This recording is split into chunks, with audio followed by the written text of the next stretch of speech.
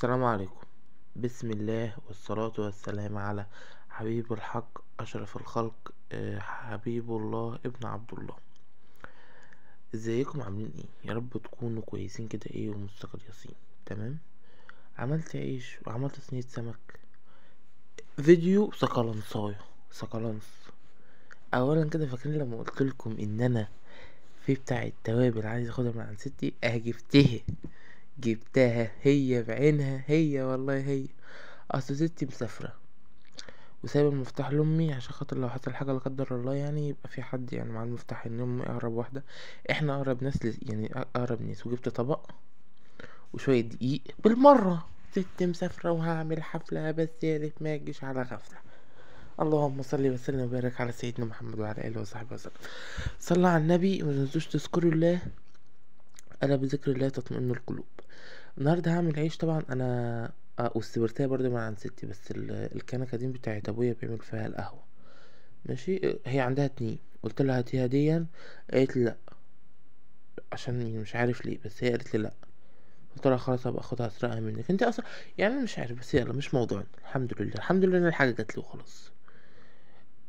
دي اللي انا بنخله ده دول بلدي شويه، يجي 3 كيلو او 2 كيلو ونص حاجه كده يعني. واللي في الطبق ده كان 2 كيلو منخول، يعني كان 2 كيلو. انا طبعا بقالي شويه منزلتش فيديوهات، داخل في زي شويه اختار، مثلا داخل في بتاع اسبوع ولا حاجه، لاني كنت بعمل على السلم. فكانت ايديا وجعاني شايف، مكنتش عارف اصور لكم فيديوهات. لو لاحظتوا هتلاقيني كده حطيت حاجه في الطبق بتاع العجين، ورجعت حطيت فيه الطبق ده، وحطيت فيه الرده اللي طلعت من الدقيق. الدون اللي هو الملح والسكر. طبعا احنا عارفين على كل كيلو دقيق معلقه صغيره، اللي هي معلقه الشاي ملح، وعلى كل 2 كيلو معلقه صغيره، اللهم صل وسلم وبارك على سيدنا محمد، معلقه صغيره ملح سكر. يعني الكيلو بياخد نص معلقه صغيره سكر. اللهم صل وسلم وبارك على سيدنا محمد. في الشتا دي لازم تحطوا، مش لازم، اختياري، بس ممكن يستحب ان احنا نحط معاه كده شوية ممكن بودر قد ربع كيس كده ولا نص معلقة، علشان خاطر اللهم صل وسلم وبارك على سيدنا محمد وعلى اله وصحبه وسلم. اللهم فكر اللهم ذكرني. بتنشط الخميرة يعني. طبعا دفينا المية الدفا اللي احنا شايفينه، وهنبدأ نعجن. انا ايديا اللي انا حطيتها، اللي انا سندت بيها الطبق دي، هنا كوباية ينسون برضو كنت جايبه من عند ست اليانسون ده. كنت حاططها كده يعني على حرف الطبق دي اللي كانت التعبين اللي كنت بحط بقى المية. اللهم صل وسلم وبارك على سيدنا محمد. بس الحمد لله خفيت، الحمد لله. هنفضل بقى نعجن. واهم حاجة في العجين بتاع عايز اقول لكم حاجة. احنا بنعمل عيش يعني باربع خمس حاجات. يا دقيق زيرو، يا دقيق زيرو لوحده، او دقيق زيرو ومعاه دقيق بلدي، او دقيق بلدي معاه دقيق قمح، اللي هو دقيق الغلة ده اللي احنا بنطحنه وتجيب لك العلامة الاولى. يا اما دقيق غلة لوحده. تمام فهمتوني. فاحنا كده معانا ممكن نعمل العيش بخمس حاجات. اللي في الشتا اللي احنا فيها دي ما ينفعش نعمل عيش بدقيق ابيض بس. ليه؟ لان الشتا ما بتحبش الدقيق الابيض قوي. يعني في العيش ما بتحبش الدقيق الابيض. فاحنا لو ما عندناش اللهم صل وسلم وبارك على سيدنا محمد، لو في مكان ما عندناش دقيق بلدي، هنجيب شويه رده ونضربهم في البتاع اللي احنا بنعمل فيها التوابل دي.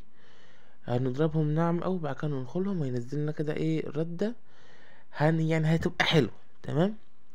طبعا انتوا كلكم عارفين طريقه العجين. هي اصلا طريقه العجين سهله، بس اهم حاجه في العجين الخطوه اللي انا بعملها دي. انا هنا عشان ده دقيق تموين، او دقيق الشكاير، او دقيق اللي هم بيعملوا بيه العيش بتاع الفرن. طب احنا بنجيب الدقيق ده منين؟ احنا هنا عندنا الناس اللي هم الناس اللي من الفيوم بالاخص بياخدوه على بطاقه التموين. انا معرفش، انا عارف المعلومه دي، بس معرفش بياخدوه ازاي اصلا. فدي ده لما بياخدوه من على دي التموين، طبعا ما شاء الله شكرا، كل شهر 50 كيلو، فما بيعملوش بقى حاجة، يعني بيعملوهاش كلها. فبينزلوا يبيعوها في الأسواق عندنا هنا، بيجوا بالأسواق هنا يبيعوها. أنا بجيب الكيلو ب8 جنيه، أو بندي للراجل بتاع العيش البطاقة وبيدينا على كل جنيه وربع كيلو. اللهم صل وسلم وبارك على سيدنا محمد. فده العجين دون لازم يتحط عليه، يعني زي مثلا نحط 2 كيلو، نحط عليهم 2 كيلو فاخر، او اللي هو الزيرو ده، او دقيق ابيض اللي هو دقيق علامة اولى ده، ولا على ما اقول. بس اهم حاجه في العجين في الدقيق ده ان هو لازم يتعجن كويس جدا، لانه بيبقى عارفين انتوا كده مش اللهم صل وسلم وبارك على سيدنا محمد. مش مش يعني اكتر حاجه خشنه فعلا، بيبقى خشن جدا. فاحنا بنعجن فيه بنسميه بندوبه او بننعمه حاجه كده يعني، فهمتوا؟ بس هو بياخد عجين كتير، ده الوحيد اللي في العيش كله بياخد اكتر عجين يعني، فهمتوا ازاي؟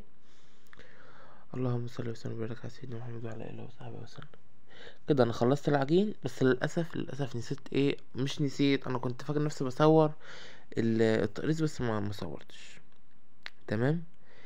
اللي كانوا عايزين يتعلموا الرحب يبقى يركزوا كده معايا بقى، والسقانياس بقى ايه كده يستقليسوا بقى كده عشان ايه نفهم، عايزين نفهم. واللي قالت لي برضو عايز الفرن عندي بيعمل رسومات تحت الرغيف. رسومات تحت الرغيف، هو انت عندك حاجتين، يا اما الفرن من فوق شفت كده النار اللي هي الشروقتين دول اللي هما طالعين، دول كده ممكن يكونوا عايزين يتنضفوا، اللي هو اللي هي السقف بتاع الفرن. يا اما حضرتك ما بتعمليش الفرن، ما بتمسحيش الفرن. ازاي بنمسح الفرن؟ كل 4 5 رغيفة، كل رغيفين، كل 3 بنعمل ايه، بنعمل بالحتة مبلولة ونمسح بيها الفرن. نهدي الفرن ونمسح الفرن، نهدي الفرن ونمسح الفرن. دي كده ما بتخليش ان في دقيق، ما بتخليش العيش يعيش يصمد من تحت. طب هو اصلا بيصمد منين؟ يا اما الفرن من فوق، اللي هو الفرن من فوق، بصوا هنا بقول لكم ازاي. اللهم صل وسلم وبارك على سيدنا محمد. بس خلينا نكمل الموضوع عشان هو لسه رايح كتير. يا اما الفرن من فوق بينزل صماد على البلاطة، يا اما اللهم صل على النبي، يا اما زي ما قلت لكم كده، بيبقى في مثلا احنا عملنا رغيف اهو، بس في لسه تحتيه نسبة ردة، ف...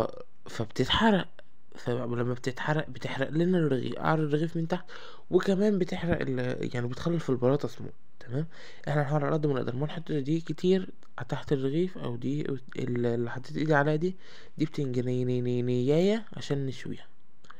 كنا بنشوي يعني، قلنا بالمرة بنفتح الفرن نعمل طبق بابا غنوج جنب بقى السمك بقى والعيش الطري بقى، كانت أحلى أكلة. العيش ده اتعمل يوم، أعتقد يوم الخميس، عشان أنا مش عارف الفيديو ينزل امتى، بس انت تتخيل ان انا عملته النهاردة. بصوا بقى، بصوا شايفين ايديا بعملها ازاي، اللي هي ماسكة الايد بتاعة المطرح دي بس اللي بتتحرك لبره، الايد التانية مجرد ان هي بتبقى تابعة للايد التانية، الايد اللي هي اللي ماسكة الايد بتاعت المطرحة، يعني الايد اللي هي اللي بتبقى سند المطرحة من فوق دي ملهاش اي علاقة، ملهاش اي علاقة اصلا بالموضوع. صلوا على النبي، متنسوش تصلوا على النبي، ماشي؟ اللهم صل وسلم وبارك على سيدنا محمد وعلى اله وصحبه وسلم. لا بس كان عيش حلو، بس كان تخين اوي بصراحة يعني، كان تخين بضمير، احنا محنبش العيش تخين. بس انا عشان كنت تعبان فقلت ايه يعني ايه اهو، اللي قلته اللي وحش، اللي كانت بتبقى حمدة كان بيقول لي اللهم صل على النبي نضف مكانك. طب انا يعني بحاول اساعد امي على قد ما اقدر، اي بعمل عيش، بعمل اكل. لو مثلا مفيش ورايا حاجة، خلصت مذاكرة وما عنديش مثلا تصوير مؤخرا او كده، باجي مثلا اعمل معايا حاجة، مثلا اغسل مواعين او كده، فالله ربنا بيقدرنا عليه بعمله يعني. فهمتوا الموضوع؟ بس ان شاء الله قريب يعني هيبقى في حاجة تغييرات كتير اوي هتحصل ان شاء الله باذن الله. بصوا عشان خاطر اللي مش فاهم، احنا بنبطط كده حروف الرغيف عشان خاطر اولا ما يبقاش تخين معانا. شوف الله اكبر، الرغيف بيطلع ويحلو ازاي. الرغيف لما بيقب كده ويطلع بنفهم حاجتين، ان العجينة مظبوطة والفرن مظبوط. الفرن مظبوط ازاي؟ يعني سخن، يعني تحت يعني مظبوط ومش يحرق الرغيف، ومش بارد اللي هو ما يطلعش الرغيف. تمام. الفرن من فوق برضو درجة حرارته مظبوطة، بتلاقي الحاجات دي كلها بتخلي الرغيف معانا يطلع. تمام. اللي كان عايز يتعلم طريقة ازاي نرمي في الفرن، احنا بنحط سن المطرحة في نص الفرن ونيجي شادين لبره، نيجي رافعين لفوق شادين لبره اهو. هوريكم. هنا هقول لكم ازاي تعملوا تمسحوا البلاطة. اهو عدى رغيف واتنين وتلاتة اهو، حتة مبلولة في طبق مية جنبينا، ولا اتحلت مية زي ما تحبوا يعني، وبندخلها في النشو اللي احنا عاملين فيه اهو. بس مسحة بسيطة خالص بتخلي الفرن ايه يحلو، بتخلي البرادة كده تبقى نضيفة، والعيش يبقى طالع نضيف معانا. تمام. اللهم صل على النبي. اشهد ان لا اله الا الله واشهد ان محمد رسول الله. هنعلي الفرن تاني، المفروض نستنى دقيقة، انا مش فاكر والله ساعتها استنيت دقيقة ولا لا. مش دقيقة دقيقة، مش دقيقة بالمعنى الحرفي. انا كنت بشوفها استوت ولا لا، بس طلعت مستوتش. دقيقة دي اللي هي ايه، مثلا ايه، مثلا 15 ثانية. الدقيقة بتاعتي 15 ثانية، اللي هو بس قبل ما الفرن يرجع يسخن تاني. فاهم؟ تمام. اللي كان بيسألني الفرن ده مقاسه قد ايه، الفرن ده مقاسه 80 سنتي. محدش فيه 60 سنتي، محدش يجيبه. 60 سنتي ملوش اي لازمة. انا كان عندي بصوا بقى، شايفين الفقاقيع دي؟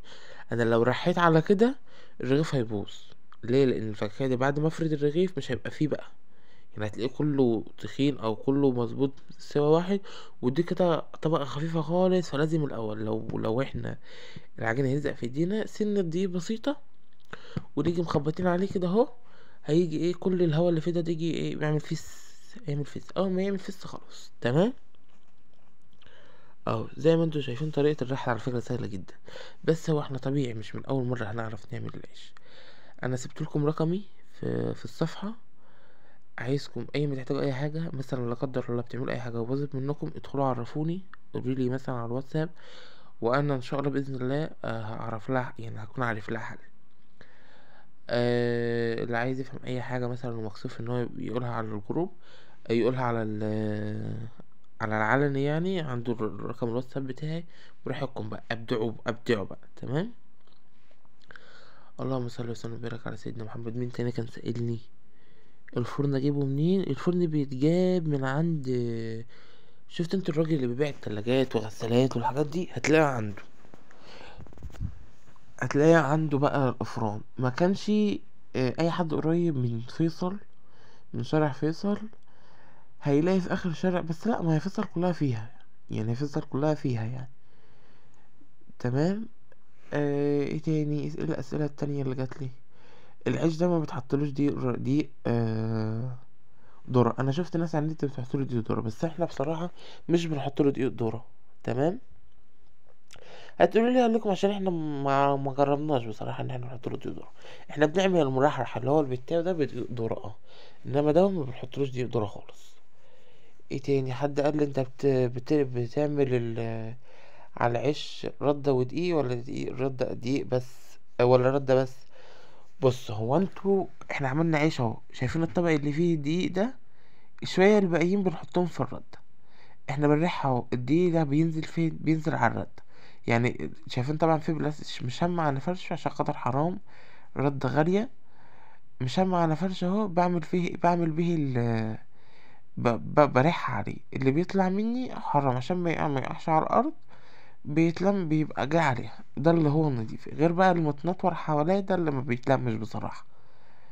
اللهم صل وسلم وبارك على سيدنا محمد وعلى اله وصحبه وسلم تسليما كثيرا. ده بقى ايه بيخلي مرة على مرة، خبزة على خبزة، بتلاقوا ان الردة تبقى يعني بتفتح كده. تمام. يعني عادي لو دي سادة، لو ردة سادة ماشي، بس ما تكلفوش نفسكم تحطوا دقيقة على الرد، لان هي كده كده ايه، مادام بنريحها على دقيق عادي، يعني الرغيف بيطلع مظبوط من تحت، ولا مليان ردة ولا مليان ايه دقيق، يعني ولا بيبقى ابيض من تحت، ولا بيبقى الردة بتاعته زي العيش بتاع بره. تمام. اللهم صل وسلم وبارك على سيدنا محمد وعلى اله وصحبه وسلم.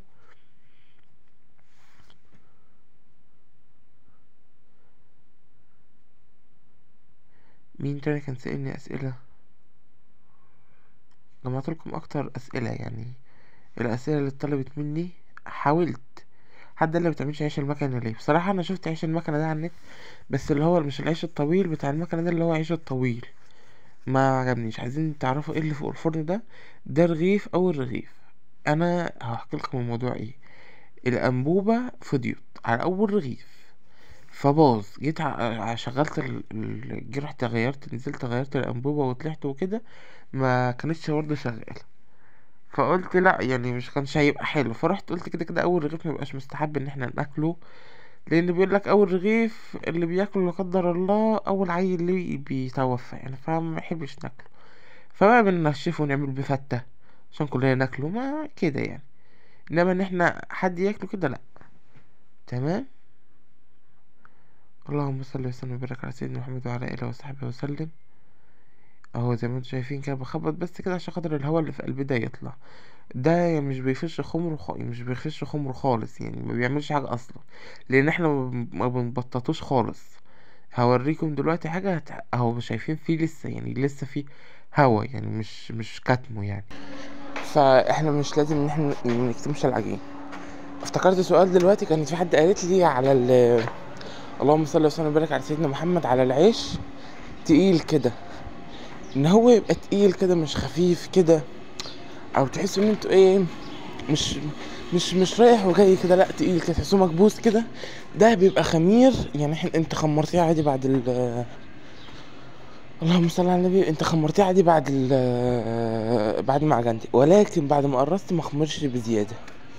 دي حاجه بتخلي العيش يطلع مكتوم كده من جوه، ما بيطلعش مهوي كده ونضيف كده وحلو من جوه. اللهم صل وسلم وبارك على سيدنا محمد وعلى اله وصحبه وسلم. رايح المدرسه الصبح، الساعه كام دلوقتي؟ الساعه 12 ونص، والمدرسه بتدخل الساعه 12 وربع، وانا من يعني مثلا ايه ماشي على رجلي كده بتاع نص ساعه، ركوب بتاع ربع ساعه، فاللي هو ايه يعني فل عليا. دي البتنجانية كنت بفتحها، هو اللي هيشوي بتنجان عشان خاطر انا بعمل عيش، فمش هينفع اعمل عيش واشوي بتنجان، فهتلاقي الفرن يدخن والبتنجان ينزل ميه، انما احنا كده هو بينزل ميه ويشرب الميه، بعد كده احنا نطلعها بقى من الرغيف ده، كان اتحرق مني ماشي. بعد كده بقى احنا نبقى نطلعها براحتنا بقى. اللهم صل وسلم وبارك على سيدنا محمد وعلى اله وصحبه وسلم. اشهد ان لا اله الا الله واشهد ان محمد رسول الله.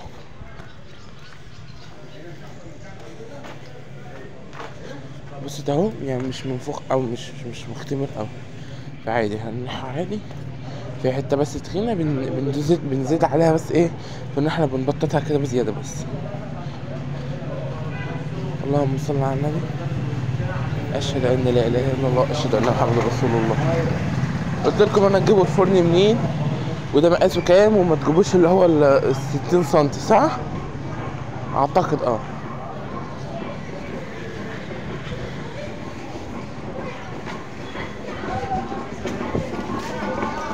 اي سؤال تاني يا رب افتكر بس الاسئله. المطرحه تجيبوها منين؟ المطرحه ثواني اروح اجيب واحده عصير عشان انا ما فطرتش وجاي. المطارح بتتجاب منين؟ المطارح جبت طبعا واحده عصير 7 جنيه والله، في دي اللي من 50 جنيه، 40 و3 43 جنيه، دي اللي من 50 جنيه، يعني 50 جنيه بالطيب. المفروض ان هي ايه بتاعت اسبوع او 5 ايام، يعني 10 جنيه في اليوم، يعني الحمد لله الحمد لله، نعمه وفضل من عند ربنا الحمد لله. نكمل بقى اللي احنا كنت بقول عليه. المطرح بقى تجاب منين؟ من سوق، هتلاقوها في السوق اكتر. مثلا يعني انتوا مثلا لو في مكان مثلا زي الهضبة او كده او في اكتوبر، فالاماكن طبعا مش هيبقى فيها مطارح، ولكن هتنزلوا فيصل عندنا هتلاقي بقى مطارح بقى كتيرة بقى، اي سوق عندنا هتلاقي فيه مطارح. مين تاني كان سألني؟ ايه ده هو ولا واحد شبه الشيف الشربيني قوي ولا بس مش هو. اللهم صل وسلم وبارك على سيدنا محمد وعلى اله وصحبه وسلم.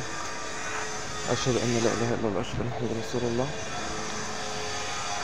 بس بفتكر اسئلتكم، قلت لكم انا البلاطه بتتعمل ازاي، بتتنضف ازاي، وازاي نريحها، اهو الطريقه بقت سهله معاكم متهيألي جدا. هعمل لكم برضو اللي لسه معلش برضو يكتب لي وانا هعمل لكم الطريقه. عدت الحته اللي كان فيها زحمه، حد كان بيقول لي ما عنديش فرن وعايز اعمل عيش. بصوا هو يعني ايه، هو بيبقى عيش برضو بس مبقاش بحلاوه العيش ده بصراحه. بس انا كنت زمان قبل ما اجيب الفرن ده كنت بعمله كده في صفيحه، عمال ادور على حد يديني صفيحه، محدش راضي، لان شكلهم بيرجعوها تاني المصنع ولا حاجه، فمحدش راضي يديني صفيحه. بس انا هخلي ست تصالح عم سيد، هي لما تصالح هيخليه يجيب، اصل عم سيد ده عطار، بس هي وست متخانقين مع بعض، فخليها تصالحه عشان خاطر تجيب لي من عنده بتاع ده، وبعد كده تبقى تزعله تاني. اي ما تجيبها لي هعمل لكم الفن اللي انا كنت بعمله زمان، وبحطه على البوتاجاز وبيبقى زي الفل. تمام. اشهد ان لا اله الا الله، اشهد ان محمد رسول الله. اللهم صل على النبي. اللي كانت بتسألني برضو العيش بقى في الصيف ايه وفي الشتاء ايه. في الشتاء احنا بنطر العجينة. ليه؟ احنا دلوقتي الجو ساقع، فبتلاقي جسمنا يكرمش زي العجين بالظبط. احنا الجو ساقع بتلاقي العجين يجمد تاني، يعني بنطر العجينة يجمد. العجين في الشتاء ريحوه، اي عجينة يعني يقعد وقت طويل ويبقى لين شوية عن الصيف. الصيف بقى بتلاقي احنا اصلا جسمنا بيبقى مرخرخ كده، عامل زي الناس عجاويز عامل زي الناس عجاويز ولا عواجيز، ما علينا يعني. عامل بقى زي الناس العواجيز دي بقى، بتلاقي الجسم بيبقى مرهرط كده. ففي الصيف برضو زي العجين بالظبط. في الصيف يعني بسرعة بعد التقريص على طول نقوم نعمل الفرن. ما نأخرش عليه في العجين عشان بيسيح. في الصيف بقى بنخليه ايه يعني ماسك شوية يابس شوية. لما يبقى يابس شوية مع الحر اللي حواليه، مع ان احنا بنعمل يعني سايبينه شويه براحته، فهتلاقوه بيسيح تاني. فهمتوا ازاي؟ فده الفرق بين الصيف والشتاء. يعني الفرق بين الاتنين بالظبط كوبايه ميه، بس طبعا مش عقيل على 5 كيلو. يعني مثلا على كوبايه ميه ربع كوبايه او تلت كوبايه ميه، معلقتين او 3 كبار يعني.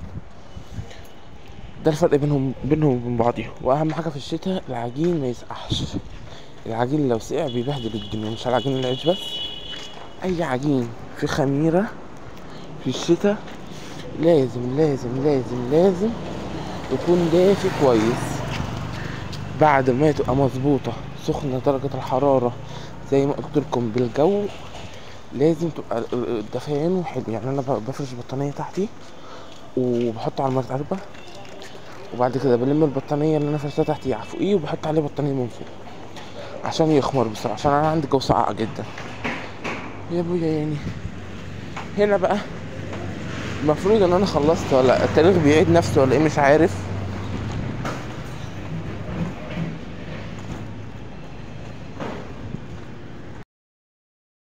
بص بقى انا هنا بطأت بقى عشان خاطر اوريكم. شايفين ازاي برضو زي هترموا.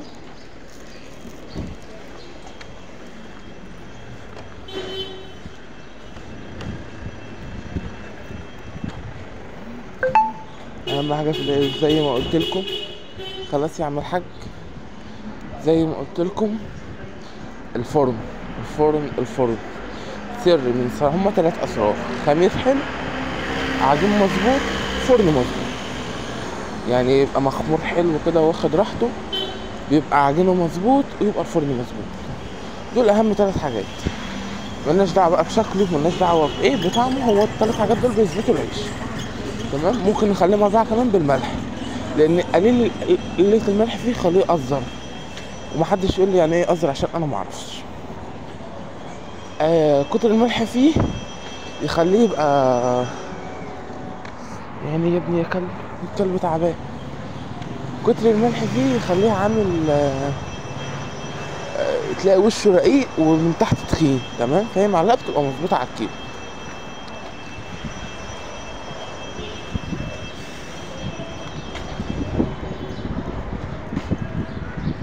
بصوا ازاي اهو، شايفين ايديا اللي من هناك دي هي اللي بتتحرك اهو، شايفين؟ اللهم صل على النبي اهو. نيجي مايلين المطرحه كده بيبقى زي الفل. اتمنى تكونوا استفدتوا من الفيديو. انا حاولت على قد ما اقدر ابقى جد اكتر حاجه، عشان بحس ان انا يعني بهزر اكتر ما بتكلم جد، فحبيت ان الفيديو ده ما يبقاش فيه هزار كتير يعني.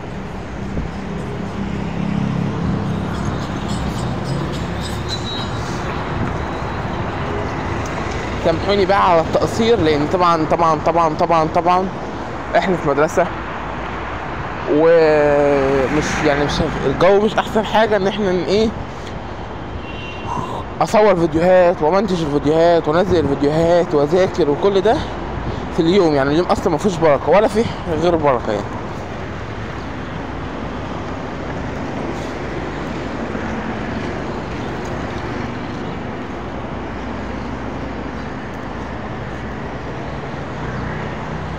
شايفين بقى لما يبقى في حته مخرومه احنا بندوس على العجين كده اهو، بيطلع يقب معانا بقى كله.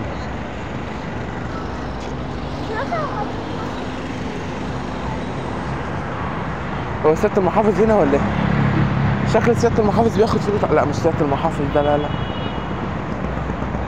هو شكله ايه برضه حاجة في الشرطة يعني، بس لابس بدلة. لا شكله حاجة في الشرطة وبياخد فول طعمية، لابس بدلة ومعاه بتاع من اللي بيتكلموا فيه ده، اللي هو بتاع ده.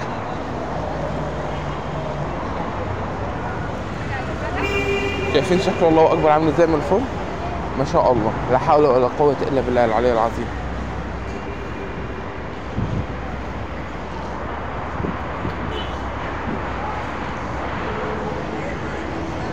اللهم صل وسلم وبارك على سيدنا محمد وعلى اله وصحبه وسلم. ما شاء الله ما شاء الله.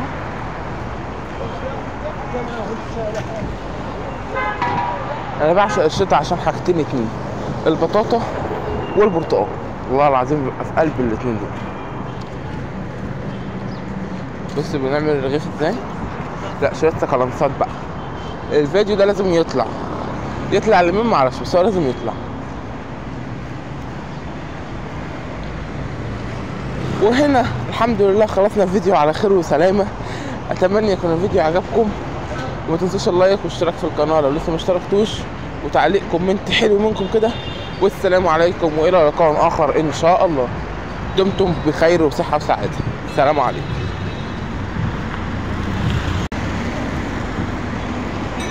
اهم حاجه اللايك والاشتراك وتفعيل زر الجرس. يلا سلام عليكم.